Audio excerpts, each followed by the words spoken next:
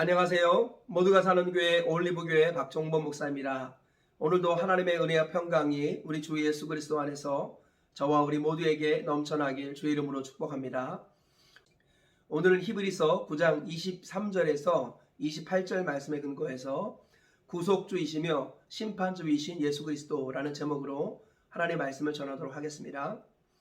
네, 히브리서 기자는 예수님께서 아론 계열의 대제사장이 아니라 멜기세덱 계열의 대제사장으로 오신 분이시다라고 말씀하십니다.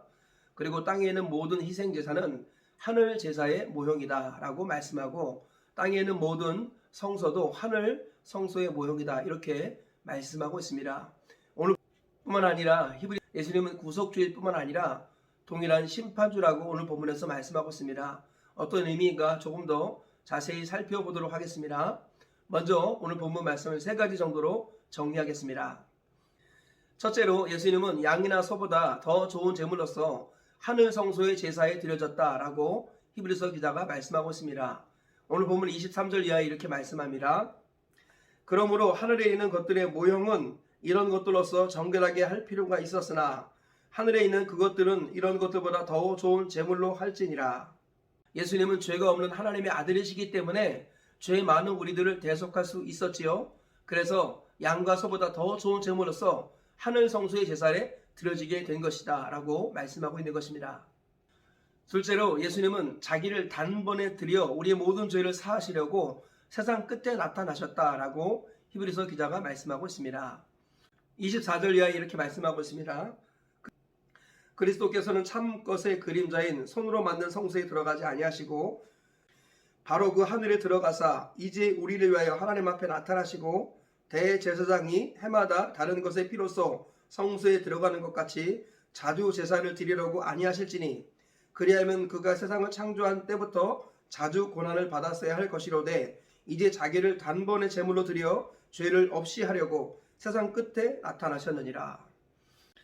네, 예수님께서는 참것의 그림자인 땅의 성소에 해마다 나아가는 대제사장과는 달랐습니다. 그는 죄 없는 하나님의 아들로서 우리의 죄를 단번에 없이 하시려고 세상 끝에 나타나셨습니다. 그리고 영단번의 속죄를 십자가 위에서 우리를 위해서 치러 주셨다라고 히브리서 기자가 말씀하고 있습니다. 셋째로 예수님께서는 마지막에 자기를 바라는 자에게 죄와 상관없이 두 번째 다시 오실 것이다 라고 말씀하고 있습니다. 27절 이하에 이렇게 말씀하고 있습니다. 한 번 죽는 것은 사람에게 정해진 것이요 그 외에는 심판이 있으리니 이와 같이 그리스도도 많은 사람의 죄를 담당하시려고 단번에 들이신 바 되셨고 구원에 이르게 하기 위하여 죄와 상관없이 자기를 바라는 자들에게 두 번째 나타나시리라. 예수님께서 이 땅에 오실 때는 죄와 상관 있는 모습으로 오셨습니다. 그래서 율법 아래 나셨고 저주를 짊어지시고 모든 질고를 지시고 사셨습니다. 그리고 모든 인류의 죄를 대신해서 십자가에 못 박혀 죽으셨습니다. 예수님의 초림은 죄와 상관 있는 초림이었습니다. 왜냐하면 죄인들을 구원하시기 위해서입니다. 그러나 예수님의 재림은 죄와 상관없는 재림입니다. 이제 초림 예수님은 죄인을 위해서 십자가에 못 박혀 죽으러 오셨지만 재림 예수님은 신부를 데리러 오시는 것입니다. 그리고 예수님을 알지 못하는 사람을 심판하러 오신다라고 말씀하고 있습니다. 그래서 우리 주님은 두 번째 나타나실 때 죄와 상관없는 모습으로 나타나신다라고 히브리서 기자가 증언하고 있습니다. 이 말씀에 근거해서 얻을 수 있는 교훈들을 살펴보도록 하겠습니다. 첫째로 피 흘림의 대가가 있어야 죄사함의 은혜가 주어진다라는 것입니다. 히브리서 기자는 모든 제사에는 반드시 제물이 필요하다라고 말씀합니다. 즉 피 흘림이 없으면 죄사함이 없기 때문에 모든 제사에는 제물이 있어야 됐고 우리 예수님은 죄 없는 하나님의 아들이시기 때문에 우리 모든 인류를 구원하시기 위해서 이 모든 날 마지막에 오셨다라고 말씀합니다. 그리고 자기 몸을 들이시고 자기 피를 십자가 위에 쏟으심으로 영단번에 제물이 되셨다라고 말씀하고 있습니다. 우리가 여기서 기억해야 할 것은 피 흘림의 대가가 있어야만이 죄의 문제가 해결된다는 것입니다. 예수님께서 우리를 위하여 자기의 피를 흘려주셨으므로 우리의 죄의 근원적인 문제가 해결되었습니다. 이제 우리가 잊지 말아야 할 것은 우리도 대가를 지불해서 죄의 문제를 해결해야 한다는 것입니다. 우리 주님께서는 우리가 구원 자체를 위한 피를 흘릴 필요는 없다고 말씀합니다. 그러나 성경은 죄와 싸우기 위해서 피를 흘려야만 한다라고 말씀합니다. 구원을 위한 피 흘림의 대가는 우리 주님이 다 지불하셨지만 죄와 싸우기 위한 피 흘림의 대가를 그리스도인들은 날마다 지불해야 한다라는 것입니다. 날마다 피 흘리기까지 죄와 싸울 때 우리는 예수님의 신성한 성품에 참여하게 되는 것입니다. 하나님께서는 하나님의 은혜가 헛되지 않게 깨어있으라고 말씀합니다. 내게 주신 그의 은혜가 헛되지 아니하여 내가 모든 사도보다 더 많이 수고하였으나 내가 한 것이 아니요 오직 나와 함께 하신 하나님의 은혜로라. 사도 바울은 하나님의 은혜가 헛되지 아니하도록 모든 사도들보다 더 많이 수고했다고 말씀합니다. 그리고 그 수고조차도 내가 한 것이 아니라 다 하나님이 하셨습니다 라고 고백을 하는 것을 볼 수 있습니다. 참 핏부림을 받은 사람은 하나님의 은혜가 헛되지 아니하도록 최선을 다하는 사람입니다. 참 하나님의 사람은 피 흘리기까지 죄와 싸우며 사명을 위해 인생을 바치는 사람으로 세워진다는 것입니다. 우리 주님께서는 피 흘림의 대가가 있을 때 우리에게 구원의 은혜가 주어졌듯이 우리가 피를 흘림으로 죄와 싸움으로 성화에 이르는 하나님의 사람이 되라고 말씀하고 있습니다. 주님의 십자가 보혈이 헛되지 아니하도록 날마다 피 흘리며 죄와 싸우시는 저와 우리 모두가 되시길 주의 이름으로 축복합니다. 그리하여서 주님의 십자가 보혈의 공로와 은혜가 헛되지 아니하도록 매 순간 대가를 지불함으로 하나님께 영광을 돌리며 사시다가 신성한 성품에 참여하시고 마지막에 주님 품에 안 계시는 저와 우리 모두가 되시길 주의 이름으로 축복합니다. 둘째로 끝을 준비하며 시작하는 것이 지혜다라는 것입니다.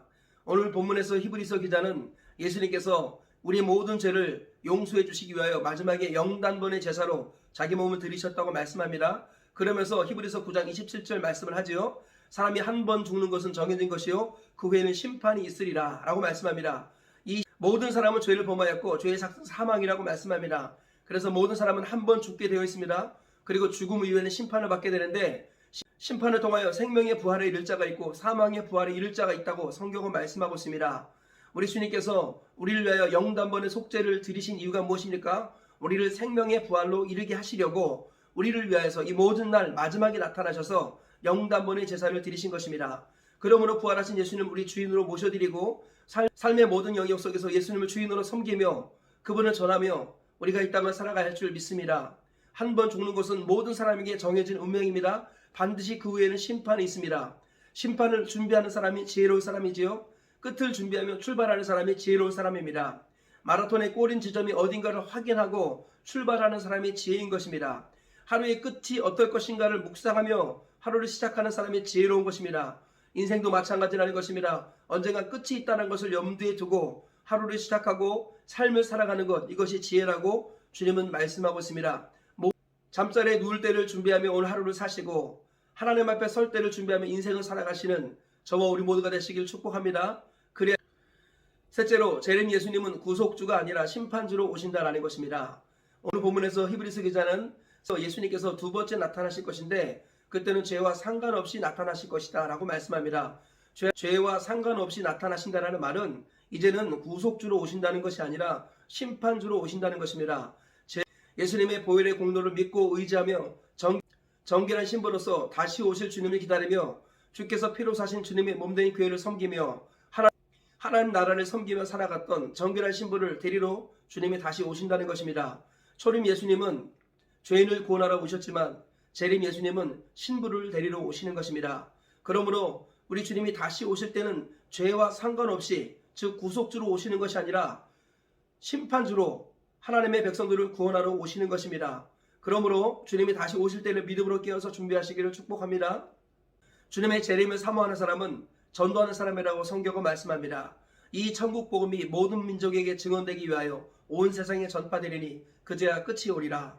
주님은 천국 복음이 온 세상에 전파될 때 끝이 오리라 라고 말씀하셨습니다. 주님의 재림을 사모하는 사람은 천국 복음을 온 세상에 전파합니다. 내 주변에서 시작하여서 땅끝까지 이르러 복음을 전하는 사람, 그 사람이 진정 주님의 재림을 준비하는 사람이다 라고 성경은 말씀하고 있습니다. 참으로 다시 오실 주님의 재림에 대한 소망이 약해지고 있는 이때 우리는 주님의 재림을 준비하는 하나님의 사람이 되어야 할 줄 믿습니다. 우리 주님이 마지막 때는 죄와 상관없이 나타나신다는 것, 즉 대속의 주로 오시는 것이 아니라 구속주로 오시는 것이 아니라 심판주로 오신다는 것을 마음에 새겨야겠습니다. 그래서 우리 주님이 심판주로 오실 때 많은 사람이 구원받도록 깨어서 복음을 증거하며 땅끝까지 이르러 복음을 전하며 제자를 세워나가시는 저와 우리 모두가 되시길 주의 이름으로 축복합니다. 그리하여 우리 주님이 다시 오실 때 어린 양의 혼인잔치에 참여하시는 저와 우리 모두가 되시길 주의 이름으로 축복합니다. 말씀의 결론을 맺겠습니다. 히브리서 기자는 예수님의 희생제사는 죄인을 위한 것이고 마지막 때 우리를 구원하시려고 말세에 나타나서 영단번의 속죄의 제사를 우리 위해 치르셨다라고 말씀하고 있습니다. 이 말씀을 통해서 우리가 얻을 수 있는 교훈은 세 가지를 발견했습니다. 첫째로 피 흘림의 대가가 있어야 죄사함의 은혜가 있다라는 것입니다. 우리 주님께서는 우리의 죄를 사하시기 위해 피를 흘려주셨습니다. 우리도 죄를 없이 하기 위해서 피 흘리기까지 죄와 싸워야 할 줄 믿습니다. 둘째로 끝을 준비하며 시작하는 것이 지혜다라는 것입니다. 우리 주님은 분명히 다시 오시겠다고 약속하셨습니다. 한 주님이 다시 오실 때가 있다는 것을 믿으면서 오늘 하루를 살아가셔서 주님의 재림을 준비하시는 깨어있는 그리스도인 되시길 주의 이름으로 축복합니다. 셋째로 재림 예수님은 구속주가 아니라 심판주로 오신다는 것입니다. 우리 초림 예수님은 죄인을 위해 오셨지만 재림 예수님은 신부를 위해 오시는 것입니다. 그러므로 우리는 정결한 신부로서 피 흘리기까지 죄와 싸움에서 신랑 되신 예수님을 맞을 준비를 하며 믿음으로 깨어 있어야겠습니다. 그리하여 주님이 다시 오실 때 슬기로운 다섯천원처럼 등불도 들고 기름도 준비하여서 영광스럽게 천국 혼인잔치에 들어가시는 저와 우리 모두가 되시길 주의 이름으로 축복합니다. 오늘 세 가지 말씀을 기억하시면서 하루를 사시고 평생 승리하며 사시다가 하나님 나라 가시길 주의 이름으로 축복합니다.